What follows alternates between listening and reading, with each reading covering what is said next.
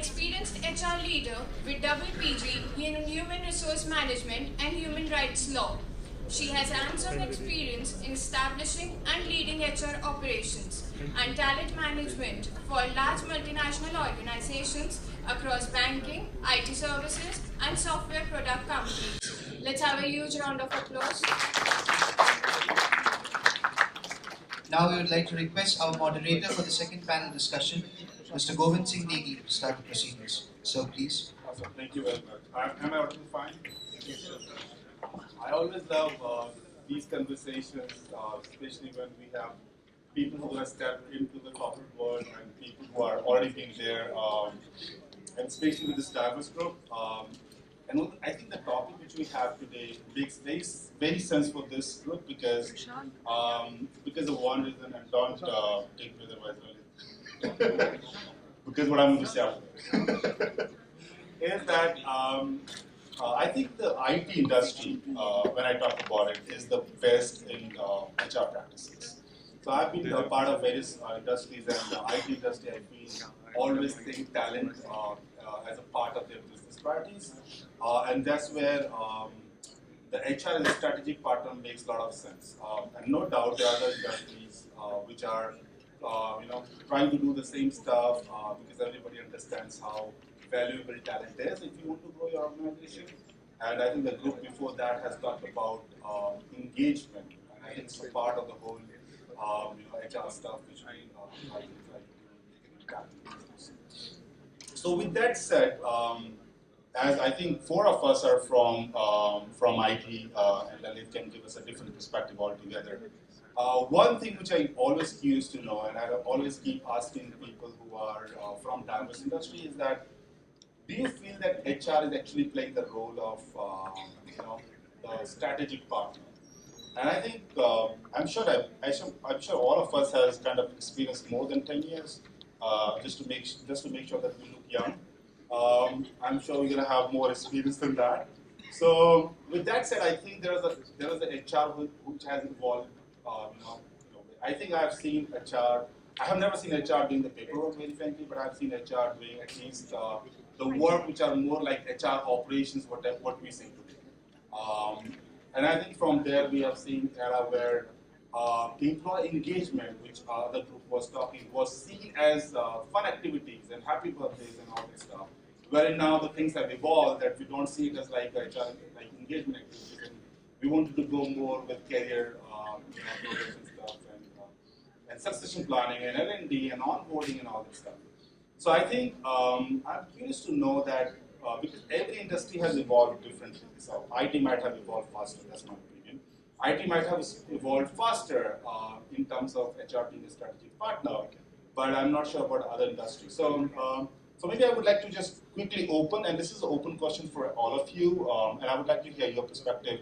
Maybe you have a different perspective than what we are saying, that in terms of your own industry, like for three of you, IT, and for you, manufacturing, do you really see that HR is playing that strategic role, or trying to play that strategic role? So maybe any of you. Yeah, let's do it. Otherwise, Lalit will fill the front.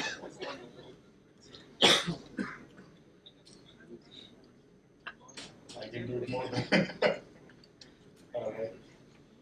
So, as Govind said, the IT industry somehow, the HR has reached to really a very high level. It may be true, but from my perspective, I see, irrespective of the industry, it all depends upon the person who holds the role.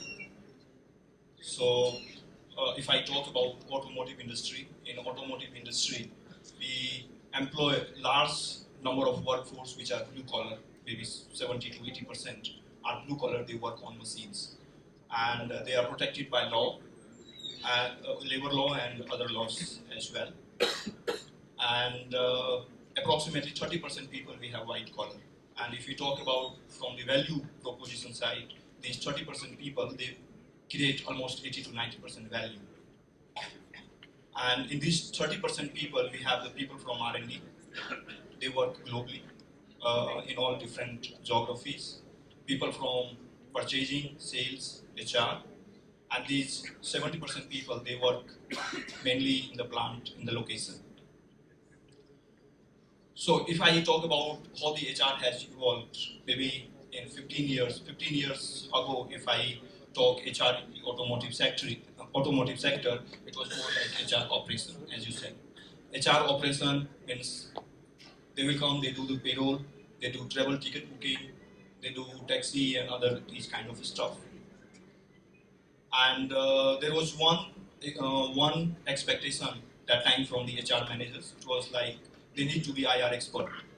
So anytime any trouble occurs in the plant, these are the people, they should go in the shop floor and they should resolve the problem quickly. These people were supposed to have influence, in the ministries or in the government labor office and all, so that whenever any trouble occurs, they can reach to these people and with the help, they can resolve the issue quickly. Over the years, if I see in last 5 to 7 years, it has changed now. These unions and all, they have also realized that collaboration is the only way which creates a win-win solution for management as well as these labor unions. And they want to build collaboration with the management team for the organizational performance and the success.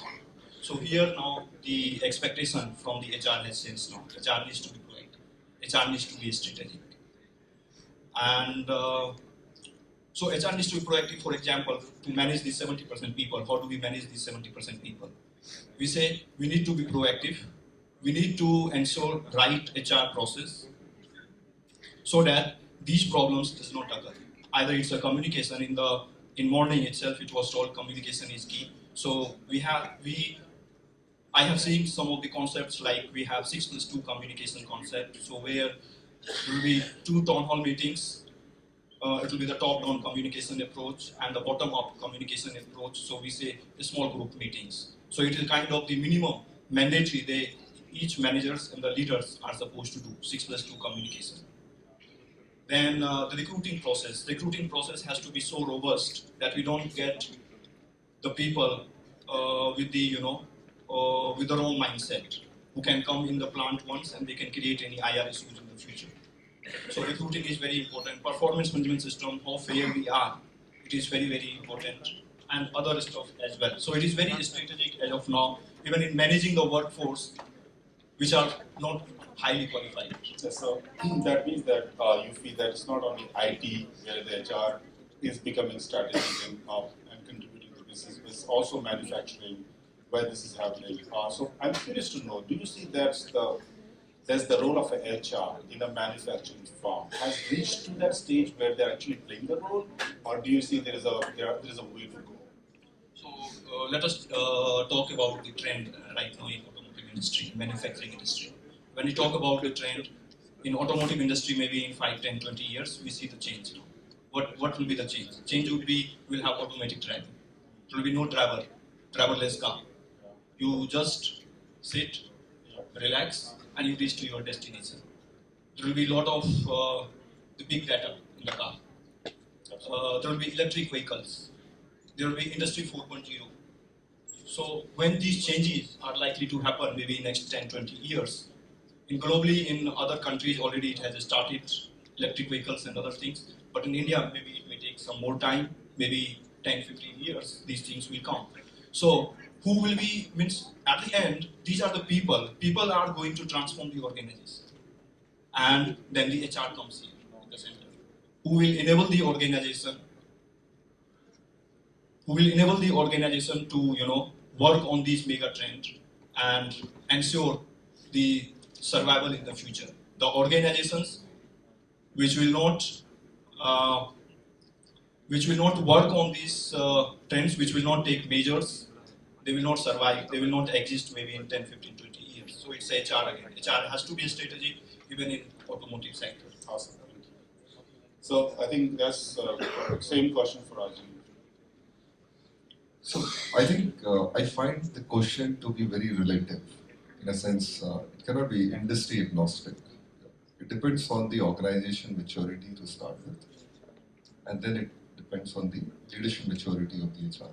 So for example, the maturity of even IT organizations I've seen, because I've worked throughout in IT companies and have served 5 different multinational IT companies in Korea.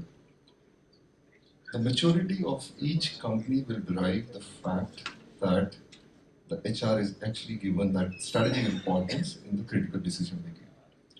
Now, I've seen founders, CEOs, and also the leadership not involving HR, and I've seen otherwise also.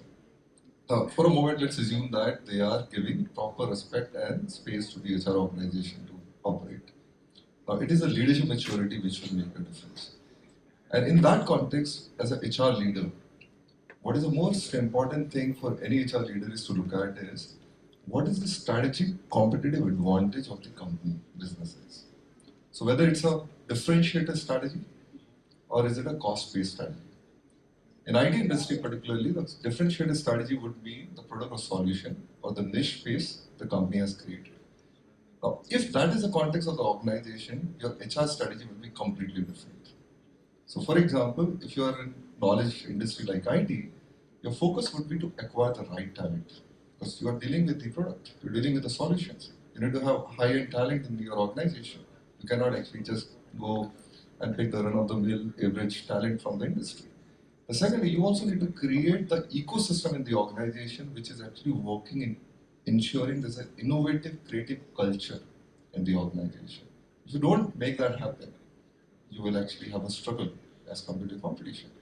Now, on the other hand, if you have cost efficiency based strategy, it means that the entire business runs on the efficiency, on the average cost. So you need to, as a HR leader, make sure that your strategy is around managing the cost better, managing the efficiency better, which means all your people practices are converted in a way or introduced in a way that it manages cost element effectively for the organization to manage. However, what cut across all these three things or these two, it could be a blended thing also, blend of differentiate as well as cost. What is cut across these three elements is the important aspect of any HR leader is who are the key stakeholders of the business or the company. The company exists to generate the wealth. We are not in a non-profit scenario that we need to just invest the money into something and don't expect any ROI. The shareholders would actually kick the leadership out in case of the profit is not generating, revenue is not there. The key stakeholders for any organization, irrespective of industry, are number one, shareholder. Number two, the customers. Number three, people. And maybe in few cases, the society. Now, when I look at it from the industry I come from, which is IT, actually the most critical one is people. Because people drive the company. It's a talent, it's a knowledge industry, it's the people who are actually enabling, whether it's a product-based company or a services-based company, the differentiator is enabled by them. Usually the mistake which HR normally makes is, they look at shareholder to be the most important stakeholder. I want to flip the sequence.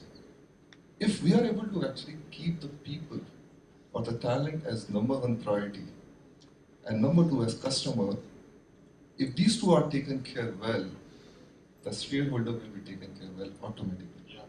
Because that's where the difference comes from. And there, the HR actually wears three hats. Number one hat is of the service provider. So you need to make sure that we live in the experience economy. Today, all of us have handsets, mobile. What is that for which we are willing to pay extra money to purchase an iOS mobile? It's the experience. Why would you go to a particular restaurant where you are actually paying a little extra? It's the experience. Same thing from an employee perspective. As HR organization, are we creating experience in their life cycle, starting from the first touch point as a prospective employee, as a candidate, when we are calling that person, what experience are we creating? When this candidate comes to our office, how does he feel or how does she feel? That's the experience. And when the person is inside the organization, the services element of HR must need to have experience element in it. If it is not there, you don't have any differentiator. You'll have a problem. So experience is, from a services perspective, is important. The second important hat which HR leader would wear, or HR professionals would wear, is a hat of enabler. Are you enabling your business? Are you there when the business needs you to support them? Are you aligning your strategic priorities as per the business priorities of the organization? Are you doing the right mediation to resolve the conflicts on the floor? Are you actually helping managers to manage their difficult situations? Are you also enabling the career growth of people? These are the enablement or enablers of HR from a head perspective. And the third hat is of custodian. The most important thing for any organization is, are we creating a culture of consistency? If you are not consistent irrespective of the levels in the organization, we will have a problem in the company. People will have no trust in the ecosystem. People will have no trust in the leadership as well as in the organization. Trust and openness are the key. The transparency, if you are able to create on the consistent approaches which we define, be it related to policies and the treatment of those policies, ensuring that what behaviors are appreciated, what behaviors are not appreciated, articulating them better, communicating them better, and at the same time holding the core values from the respective levels. I think these are the aspects which make the HR organization strategy as a whole. There are tenets in terms of process, etc. I'm not getting there right now. But that's the. So you feel it's less industry, but more the organization, the leadership organization, which gives a scope to the HR to play the strategy. Primarily it comes from how the owners or in IT you will have three segments of companies. One would be promoter-led company, other would be venture capitalist-led company, third would be public company. And when I say venture-led, it could be private equity firm also. In these three ecosystems, if you go back to promoter-led companies or the founders-led company, the culture may be very different. It may be more empowering in few cases, it may be controlled environment in other cases. Whereas in a venture capitalist and private equity firm environment, the business proposition would be very different, and so would be the case in the public listed companies. Now, within that ecosystem, you need to understand what the organization mandate is, how the culture of the organization is going to be flourishing, and as a HR leader, how will your priorities be aligned to that? So it will be very contextual to the organization. It cannot be consistent every day. Thank you. Parkha, what do you think?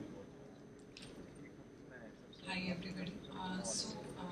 If the question is like HR as a strategic partner, when people are asked what is the role of HR, we used to just say talent management and recruitment and rewards and recognitions.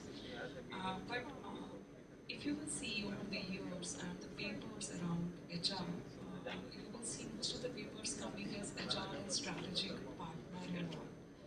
The thing is, every organization, I'm not specifically talking about IT, maybe any organization wants to grow and they want to grow fast. Now, when they want to grow fast, they want to turn every stone which makes them to grow fast. Now, what is that one stone? Obviously, the main thing in the organization is not its inflow in terms of the tables, chairs, or something. It is something like humans, which is the greatest, which is a crucial concept to the organization. Now, when we are talking about the humans, HR is playing a very important role. We are not just talking about rewards, recognitions in, talent, recruitment, rewards, and all that stuff. That is a basic thing which HR used to do. What nowadays people are talking about is HR has to, the CEOs, the CXOs, they have to involve them. If they have to grow fast, they have to involve these people in the strategic decision making. So, in fact, many companies do that, and if you will see high performing companies, they will not take any decision without HR getting involved in that. My answer to this question might be more of L&D perspective, learning and development, because my whole career has been in learning and development. The companies which I have been in, I would say I would not have worked there for much longer if there would not have been a learning and development plan for me, a growth plan for me. And at the same time, a person gets lost, he joins the company is very good, but still he is not satisfied. Now what is the problem? The problem is learning and development. I don't have a path. I know sometimes I'm confused what I have to do. So what do you do there? Organization takes care, and when I'm saying organization takes care, the HR takes care. HR builds up the learning pathway for you. they build up, the companies have started doing, you are having all the knowledge based on your, you can surf through the net and all. Companies have started doing it. They are saying, if you are in this role, I'm a programmer, but I don't want to do programming. I got a job by whatever means, I was selected as a programmer. Not much of interest. I want to go in the quality thing. So there's a role change also. You are going to change the role. You can go in the quality side, take the trainings, work on some POCs, proof of concepts, and get the thing done. So that is the way. It's not like gone are those days where you were told you are appointed as a programmer and for the entire 10, 20, 30 years you are working as a programmer. Now industry doesn't allow like that. So coming back to, I'm again shifting to L&D, but coming back to the HR, now what I'm trying to say here is HR has to be proactive, not reactive. I have to hire employees, go and hire the employees. That is a reactive move. Nowadays, HR is playing such a crucial role that they are saying, let's not hire, see the capacity of the people who are inside the organizations and try to upskill them. And not only this, they also are closely connected with the business units. I hope everybody, so you have yet to go into the corporates. The corporate structure is like that. There are different business units. So one business unit maybe have more dealing with, say, we are having one client A, the another unit will be with B. Eitherwise, these units will be client-driven, means A, B, C they might have done, or they are, Unit A is working on cloud technologies, Unit B is working on AI and machine learning and something like that. So this ways, organizations have, are divided into units. Now, when they are divided into units, HR can't work at a corporate level. So it means that HR has to go and get connected with these business units. What is this AI and ML? What is this cloud? I'm not understanding. So if I'm an HR person, I don't know what is cloud, what type of people are required there, what type of struggle is there, what type of terms and terminologies they are using, what is the buzzword over there. So nowadays, actually HR is working in a decentralized form.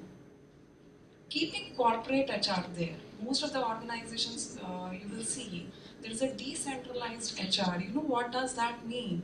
Decentralized HR is understand the business, work close with the business units, understand what they are into, which type of business they are into, and then plan for their learning path so that they will become future ready. So it is a kind of employee engagement also. So where you will see there is a growth, we can grow, our knowledge is also increasing. We are not stagnant, monotonous on the same thing, doing same kind of work every day. After every 2 years, 6 months down the line, I have something new to learn. So you become happy enough. So that's all. My thing is, in nutshell, if I will concise, I will say HR has to be in a proactive mode. The basic things are gone. That is the part of their job. They have to do something extra, something innovative, where they can reduce the cost of the company. Because if the persons are leaving the organizations, we are again hitting the cost. So growing the talent inside, keeping the employee engaged, working and making them future ready is the key things which I want to tell you. Thank you so much. Yeah, I think you touched upon a very important point. I think most of HR professionals struggle with that, and I think if HR can do this, can actually play a strategy role. I think before you play a strategy role, you should know the business you are in. And I think most of us are happy, and I'm not talking about all of us, but most of us, meaning most of the HR professionals, they're happy, just learning performance management as a system, career progression as a system, but they don't know what business we are doing. Unless you know your business, and I think specifically from L&D perspective, if you don't know what kind of business we are into, I'm not sure whether we will be able to help them to upskill or reskill themselves. So I think that's a very, very important thing. Yeah, Archna, what do you think? So, first of all, a very good afternoon to all of you.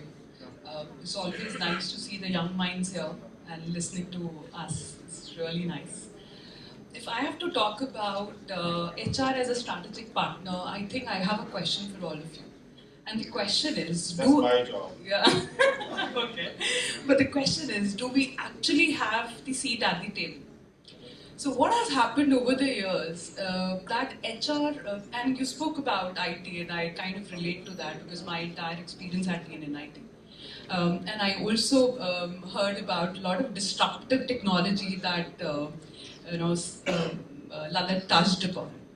And I also understand what Mr. Naithani said. He said that I think it all about the organization, and then Parkha spoke about the L&D.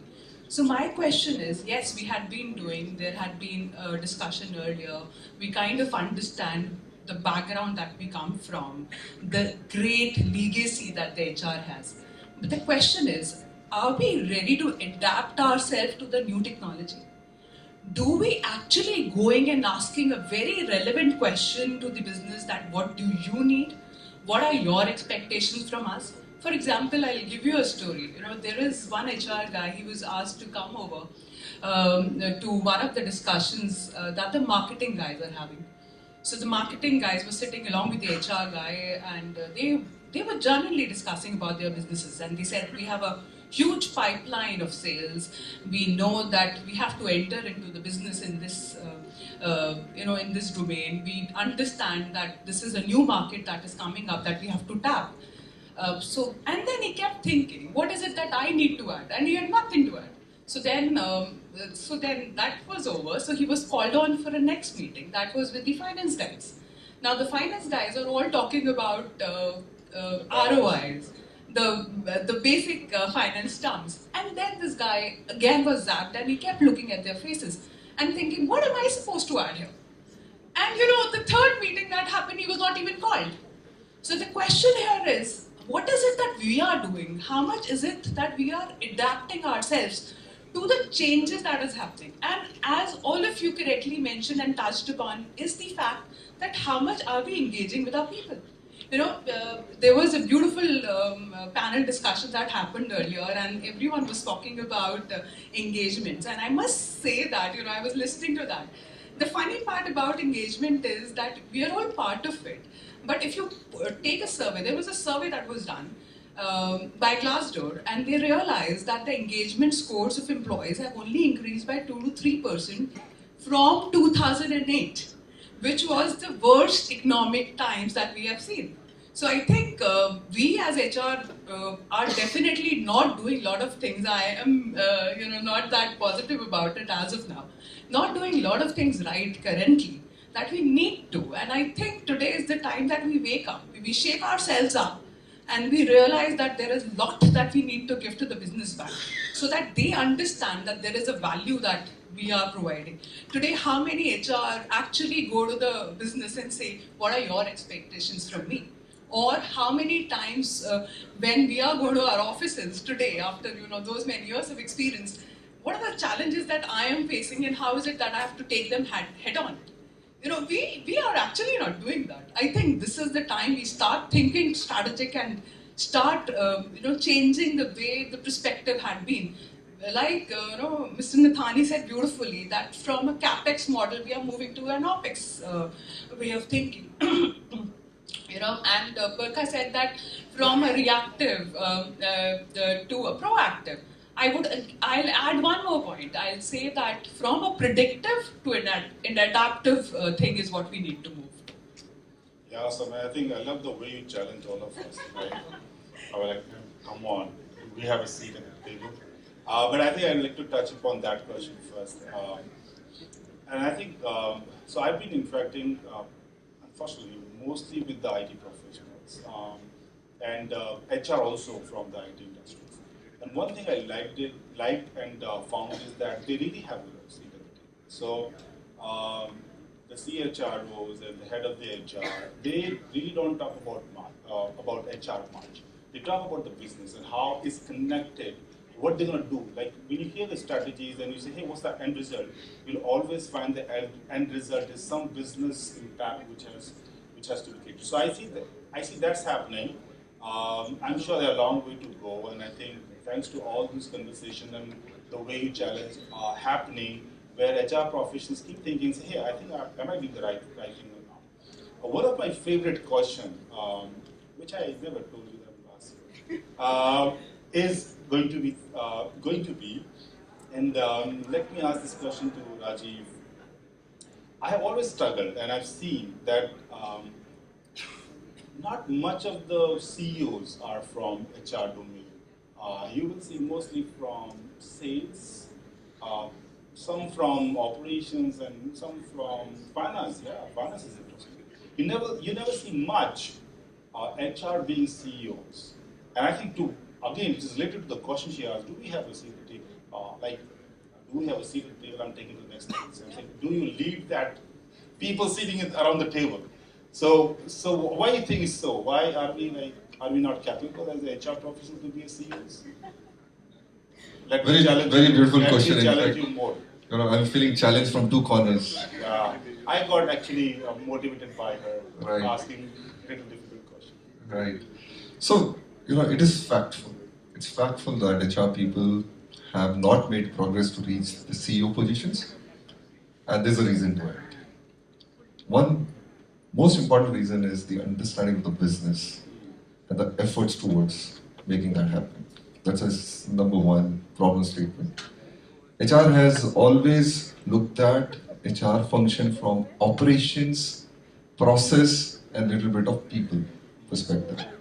In the current context, if HR is not gearing up and changing the gear of the ride to make it TTP based, it wants to move forward. So TTP means talent, technology, and process.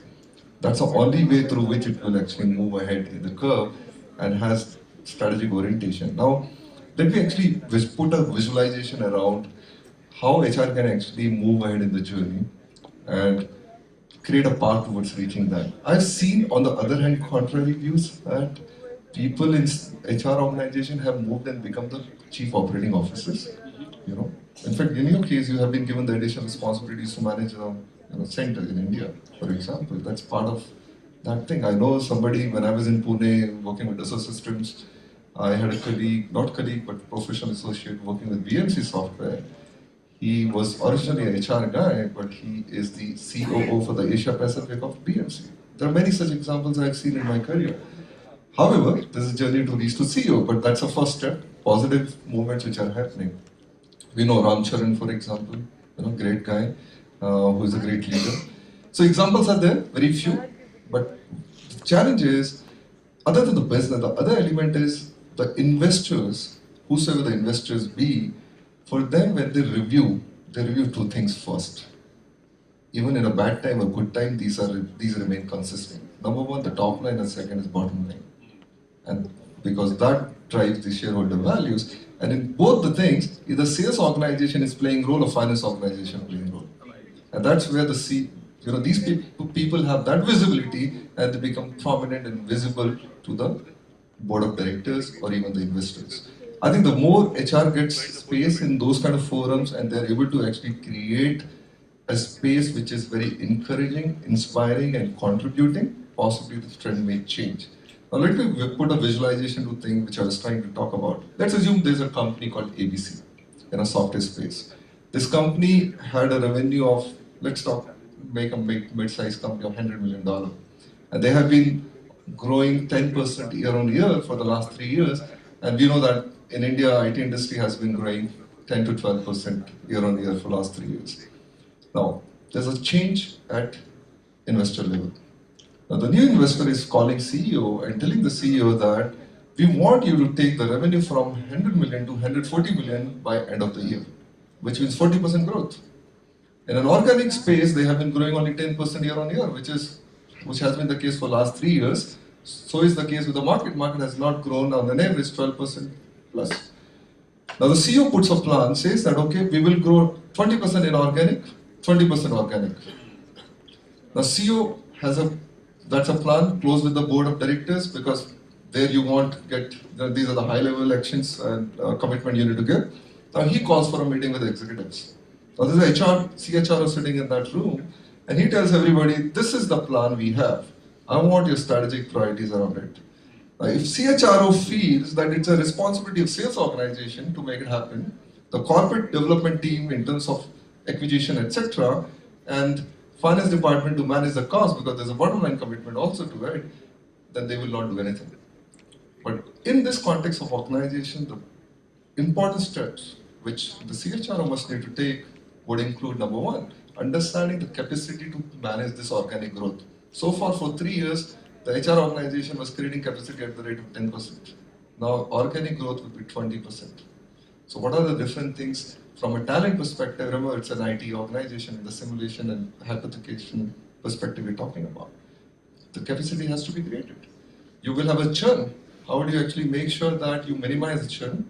How do you make sure that the capacity is not only acquiring talent from outside, but as Parkha was talking about in terms of building the capacity in-house, in terms of reskilling, upskilling. At the same time, when the acquisition happens from an inorganic perspective, how would you integrate seamlessly that entire entity into this? Now, if the thinking of HR leaders into this space, which is linked directly with the business outcomes of the business, which has been committed to the board of directors by CEO, then only gradually HR will have a better say and possible growth to get into the leadership roles. Yeah, I think it's well said.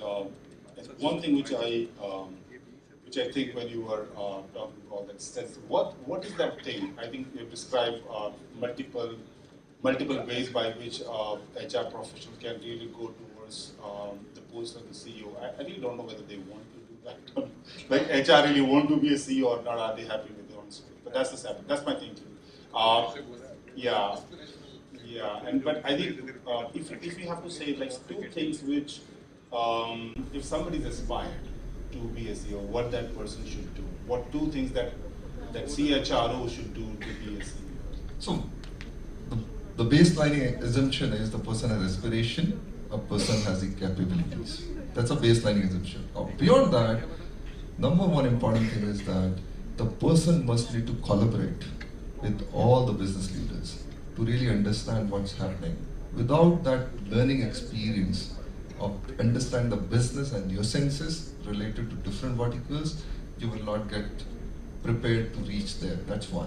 Second is willing to chart into different roles without even having an emotional attachment to HR that okay, I'll not let go of this role, but give me additional responsibilities. It won't help. You need to be willing to chart into the same way as other leaders have gone into. See, I've seen when I was with HCL, we had people rotated from different verticals to different verticals. There was a time when I had an HR head who came from different role.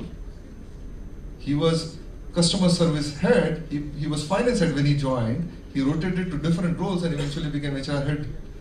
So generally HR people are very emotional because why they are emotional about the role, there's a lot of power which resides in HR function. Yeah, I think that's the attraction. I think that's exactly what I said. I don't know whether HR professionals really want to be this, but they're happy what they are. I want to be a CHRO, but I don't want to be a CEO. Or maybe that's kind of thing. I think you said fine. Maybe that's the position to Ravi because it has a little bit of authority and certain things which we can influence the organization. One thing which I want to ask you, Archna, because you asked that question to us, so I just don't want to. Just don't want to leave. And I think the previous panel were talking about empowerment. There was a question raised by somebody from the panel and they were talking about empowerment. I had a different experience from empowerment perspective. So in one of the surveys, that surveys was only for managers, and we asked the question that what is that one thing you think that you need from the organization to enable you to do your job? They said empower us. And like we see it as like empower us. Like we are not empowering our people, I think, especially the managers. And these are very key people. These are the people who runs the show. So we thought that I think we're gonna do everything possible to make sure that our people are empowered, especially the managers, and we will look at all the things which we do, the initiative, the processes, everything we looked at to make sure that our managers are empowered. And what we realized is that they want empowerment, but they really don't want to take ownership of that. So what I mean by this is that, so there are occasions and we say, hey, I think I'll take you a very small example where we said the manager should communicate the salary increase to their people. And they were like, we took everything from below their foot because they felt that we don't want to do it, right? And in the past, there are always conversations like managers say, hey, I recommended a very good hike for you, but that's because of my boss or because of the HR, I'm not able to give you. Now you have to, if you're empowered to take a decision that what salary increase that person will get, I'm assuming that you will take ownership of your decision and you will be able to communicate. So what we were struggling with, and I think that's connected with L&D also, so I won't leave you on this question too. I felt that there was a need of people saying that we need empowerment, but when we gave the empowerment, we felt that so how do you see it? Because that's how I'm connecting it to the strategy is that this is a very strategic move. Empowering your people is a strategic move, but are they ready to be empowered, or they're just saying it? So, if you would have been in my situation, what you would have done? So, to your question, and thank you so much for putting me on the spot. For me, I think empowerment is a top-down approach. And to the earlier panel discussion that I kind of something that kind of enticed me a lot was the fact when someone said, when Captain, I forgot his name, Bhardwaj, yeah, he said, sorry.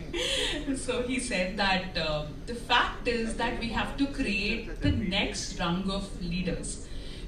So for me, I think empowerment is all about giving back to people. And I give you an example, typically from an IT industry perspective. So what happens in an IT industry, it's a very new industry, compared to with any other manufacturing or automobile or any other industry that we talk about. It's a very new industry. You have new guys, for example, the company I work with, I deal with millennials. I have the average age of employees in my organization is just 29.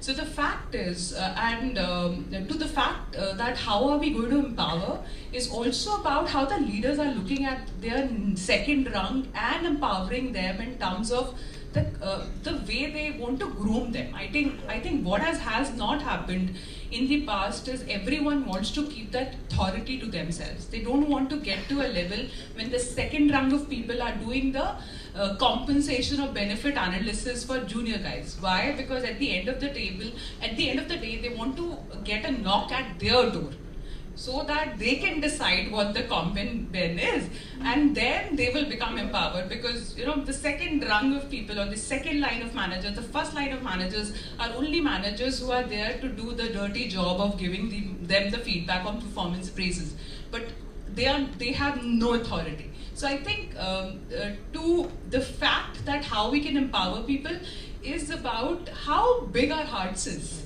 How much are we ready to give away to people? Are we ready to give away, and to Mr. Naithani's point, are we ready to give away to people? Do we have that maturity that we are not insecure of the fact that if this authority is passed on to someone else, it's not about that my job will be gone. It's all about that. The day we realize that we are not insecure, the day we realize that by giving authority, you actually make yourself more powerful. I think that is the time when true empowerment will start happening. Awesome. And I think I see an angle of learning and development. I just really want to know from you is that if this is the situation, like the decision I described, and from the learning and development, do you see a connect of L&D to solve that problem, where people were wanting empowerment, but once it was given, they are really not ready for it? Yeah. So wanting empowerment and holding that challenge is a bigger thing. From L&D perspective, what would I like to say is, when a manager has a team, he has to groom the people, not only technically, but also behaviorally. And I'm not saying this experience from anybody else I have seen. This is my own experience. When I joined, I've joined, my background is from universities, academics, to the corporate. And it was a big change for me. And when I joined the corporates, I was not even thinking of like going to the next level. I was like completely, lost in the sense, because this was a big cultural change for me and big environmental change for me. So academics and organization is a big gap. Now, I'm thankful to my managers at that point of time. I'm thinking like they knew the potential I had. So they were trying to tell me, you go for this training and that training. And at that point of time, they didn't ask me to go for a technical training. Technical training anyways I will do because that is my core area. If I have to be in this industry, I have to, update and upskill myself. Otherwise, I am gone out of the industry. But what they suggested to groom yourself in a professional way in a behavioral sectors, I attended a training that was a managerial effectiveness training. It was one of the trainings at that time, and you can't believe. I think the one training which happened for 1 month, which used to be not continuously 1 month, it was for around about 14 days overall with 2 hours. But that training was not only conceptual based, that was a practical scenario based training. And very simple facts we discussed. It's not about technology we discussed. The learning and development team told me to understand simple skills. I think that would be very interesting for you. One of the persons in that training told, in my last organization, I left because I was not promoted. And when I left, my manager asked me why you are leaving, and I said I'm not seeing any growth here and I was not promoted. And you know what his manager told him? You never asked for that. So the point here is you need to communicate, you need to convey. You may not have that potential, but some potentials are hidden in you. Like I'm from a testing background, we used to say test. So we can't test only the things, the errors which we could see from naked eyes. There are some hidden errors. There is a hidden potential in you, and that your manager can see, identify. Many people are in the teams who say, he has to grow communication-wise, he has to grow knowledge-wise, he has to grow behaviorally. When I'm saying behaviorally, it means keeping calm. And see, if you are empowered and you are giving 10 people to work within you, you should have those skills. It's not easy. It's not easy. Like in a team, we have to understand everybody. You can't say, I don't like this person, and you will say, I'm not going to work. You don't have any choice here. At home, you might be doing that. You have a fight with your brother, and you will not talk for 2 days. But when you are in the organization, you can't do like that. So the point here is, yes, that's a good thing. Communicate it to the leaders, communicate it to the managers. Why don't you ask for it? Some people have potential, but they ask for themselves, I want to be here. So manager keeps that thing in mind, or to the leaders you are saying, I want to do this thing. Please communicate and convey, because sometimes I have seen, even 50 to 60% times I have seen, people keeping it to themselves and their manager is not understanding them well. Another thing is, the person is being watched in an organization in 2 ways. One is, your manager is knowing you through the performance, through this and that, through your KRAs. There is another type of, a watch, a management or a manager, a good manager should keep on you. He watches very simple things in you. The dedication, the term we were talking in the last discussion, the passion. That passion is something which he notices in you is in a very silent mode. You will not be aware of that he's noticing this thing in me. So that's all up to you, like how you are communicating, how you are showing your potential, and how you are discussing. You want some pathway, you want something, you want to grow in this field, but you are not feeling capable of, to grow in that. You can grow. We all have learned ABC. Nobody was prepared, everything trained in this earth. So everybody has got training, development, and the point here is, let me concise, the point here is, what do you want to become? Choose the target. And there will be lot many things which you have to do to achieve that target, to achieve that goal. And communicate around and see what steps you have to take to grow and reach to that stage. I want to add something here to Parkha's information. And to your point earlier that whether they are prepared to take it, whether they are taking the ownership to take it to the next level of actually doing the dirty job or not, So the thing is that as organizations, and we're all part of organizations which have a strategic plan to do succession planning. And when you start up with a career and when the new guys come on board and you realize with a certain time once they perform, typically like an 18 months that you spend in the organization, you design and define whether they want to take the management part of it or the technical part of it. And then accordingly you assign them responsibilities, duties, give them give them that, and then you empower them and take them to the next level. But again the question is, the person who's sitting at the top, do he really want to do it or not? I think that's the key. Yeah, sure. And just request you to be quick. So, in regard to empowerment, it is a responsibility of leaders, I think. So, leadership development is the key. Yeah. So, the leaders who are insecure means he is incompetent. He is not matured enough. So, to improve the maturity in our leaders, it is very important to grow them, to give them exposure, to give them tools, to give them as much as learning.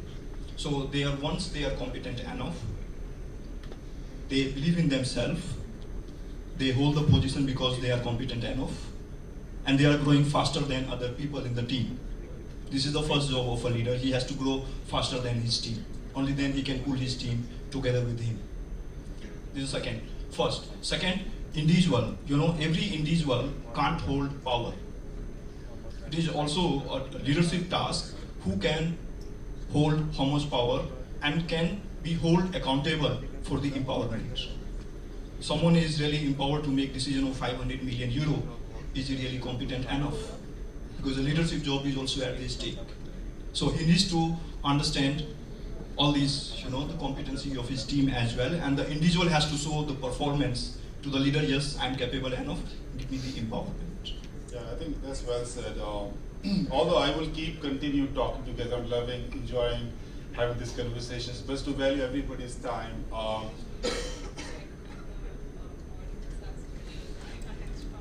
Yeah, I thought that I can't enjoy it, everybody's enjoying it. But I can ask, are you guys enjoying the conversation? Yeah.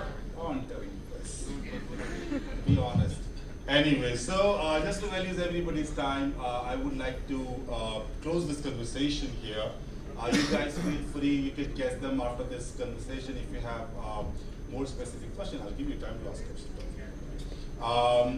But just to sum up, because I think they are very, very key, and I think it's not for the guys sitting here. I think there are very key learnings for me, and I would like to reiterate them. And I love the one word which has been said many times, so I'll talk about that too. So I think one thing which I learned, and I think for everybody else, is that HR playing the strategy role is not specifically about the industry. Maybe because our industry works in a particular way, could be an inclination towards that. But I think what I hear is that it's more about the organization itself and the leadership of that organization, how they want HR to play that role. And I think one was that putting people first and the stakeholders second was a key for me, because if you are taking care of your people, the stakeholders will be taken care of. HR has to be proactive and not reactive. I think I knew this, everybody know that we always forget about it. I think we need to remind ourselves again and again about it. That's the key. HR should have the business first before being HR, and that's the key. I think we heard from both the ladies sitting here.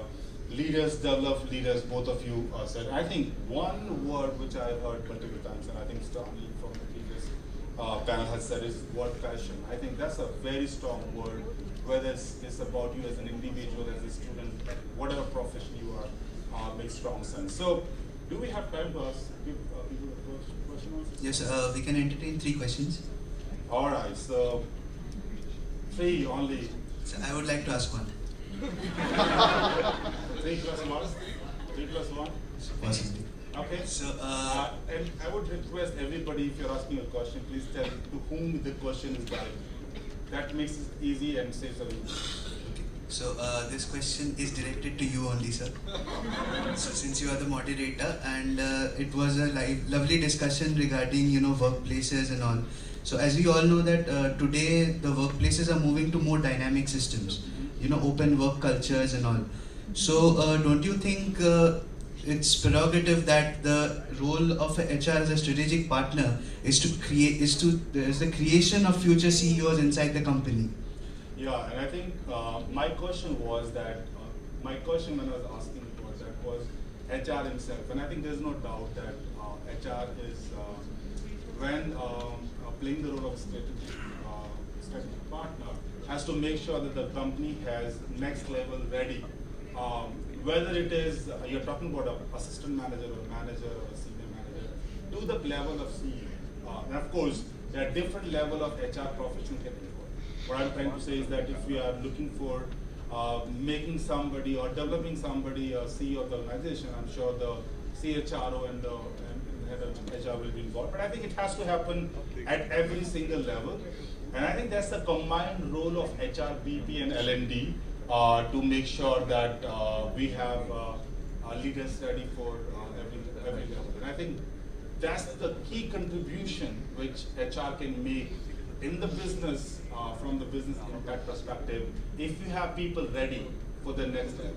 And that also impacts the employee engagement, because people feel that you value them and you invest in their you invest in their growth, and they stay with you for long. Thank you, sir. More questions from the audience, please? Yeah, go ahead. Good afternoon, everyone. I'm Singh from MBA first year. So being a fresher, I would like to ask Parkha ma'am that what according to you are the most crucial factors that constitute a company's culture? Yeah. Nikita, you said your name. Yeah. Most crucial factors that constitute the company's culture. Yeah. So, if I'm saying crucial factors that constitutes a company culture is if I'm saying from HR's L&D perspective, it's more of connect within the organization, communication. There should not be a huge gap between the middle level or the lower level or the freshers and the higher level. Now, if I see within the organizations, there used to be a, in past there used to be a hierarchy kind of thing. I will talk to my manager and he will talk to the other level.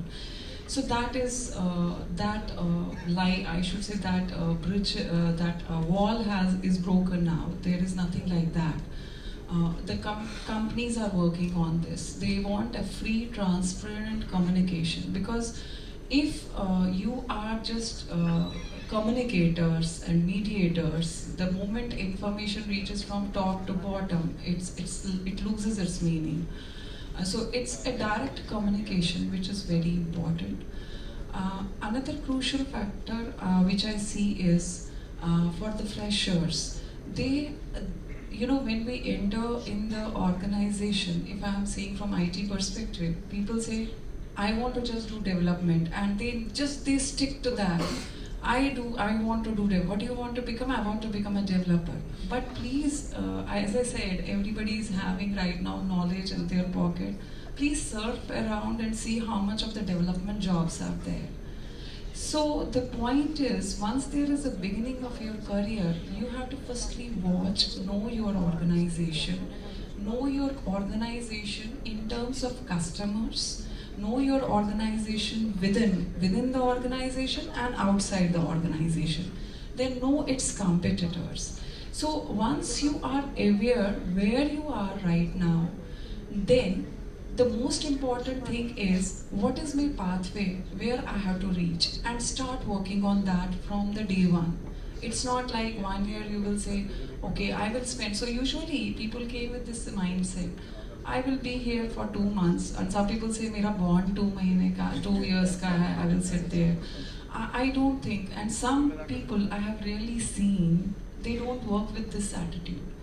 They work with what is the company's culture saying. Not only this, they also share their ideas. How can you change the processes?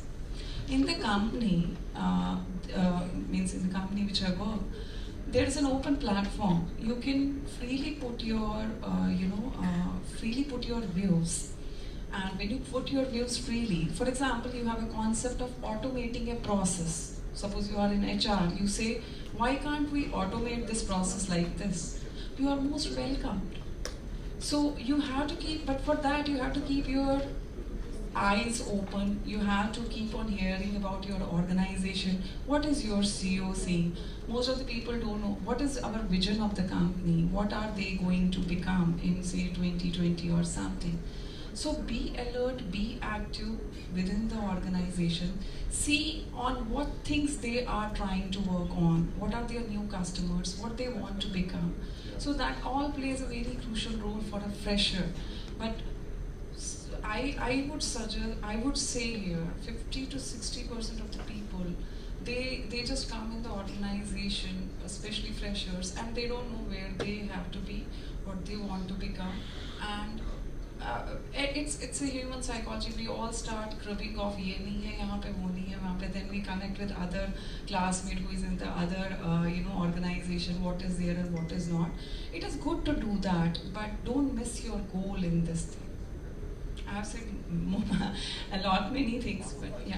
Thank you so much, ma'am. So I'll just add a bit to it, and you please be seated. See, from freshers' perspective, when you enter into any organization, most of the things, you heard that what is important. One of the important things is observe the behaviors which are practiced in the company. Every company is very different. Some companies would be very open. You will see that there's no hierarchy, it's a flat organization, the communication is very pleasant, you can approach anybody without any fear or hesitation. Some companies may have a little bit of hierarchical context, and some companies will be very command oriented. So make sure that whatever the behaviors which are practiced in that organization are understood by you. Look at what are the belief systems in terms of core values of those companies. Because remember, when you actually enter in any organization, the journey towards a goal will only be achieved collectively when all of us as an employer, all of you as an employer of that organization are moving in one direction. And what sets that direction? That's the behaviors which are defined as core values in that company. So never, get out of that perspective, otherwise you'll have a challenge to survive in that company. And beyond that, make sure that you become a learning machine in the age of machine learning. That's the golden advice I'll give to any incumbent who's entering the career. That was a wonderful line to end it, I guess. I think we're running short on time, so we'll end our Q&A over here. So now we would like to extend a token of gratitude to our esteemed guest, Mr. Govind Singh Negi,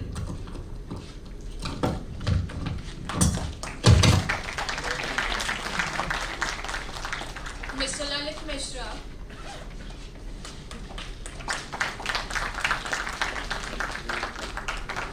Ms. Parkha Kaul,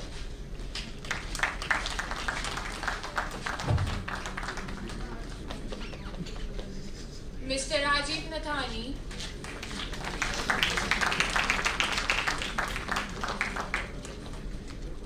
Ms. Archna Bhardwaj.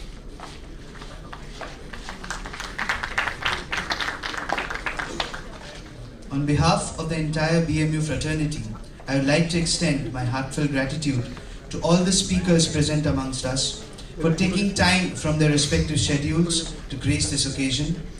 We were all inspired by your great words. We would like to thank HR Success Talk for organizing such a prestigious event at our institute. I would also like to extend my heartfelt gratitude to Dr. Vishal Talwar, Dean SOM, Dr. Jaskiran Arora, Assistant Dean SOM, Dr. Payal Kumar, Professor SOM, and Dr. Jaya Ahuja, Assistant Professor SOM, for their guidance and cooperation. Well, organizing an event like this cannot happen overnight. It requires planning and a bird's eye for details. We have been fortunate enough to be backed by an enthusiastic organizing team and a wonderful corporate engagement team that have worked tirelessly in making this event a grand success. I thank everyone for their involvement and their willingness to take on the completion of tasks. Our organizing committee consisted of Pranitra Shah Chaplod, Kritagya Jain, Mani Rawat, Rohil Singh, Parak Arora, Utkarsh Gupta, Abhir Chatterjee, Tanya Tiwari, Shreya Verma, Akanksha Bajaj, Sachi Arora, and myself, Diptava Banerjee. Finally, I would also like to thank our seniors for their continuous help and encouragement, and obviously our audience for being so patient with us through the entire duration of this. I'd like to conclude by saying a few lines from the poem Where the Mind is Without Fear by Rabindranath Tagore.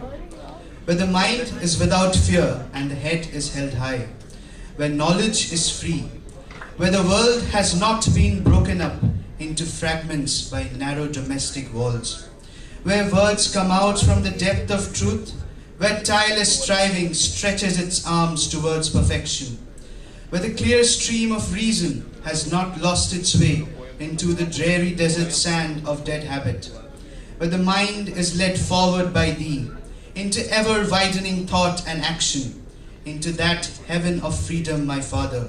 Let my country awake, let my country awake. Thus, it can be said that we must all strive to achieve greatness, being in the ethical and moral guidelines of society. I once again thank you all for gracing this occasion.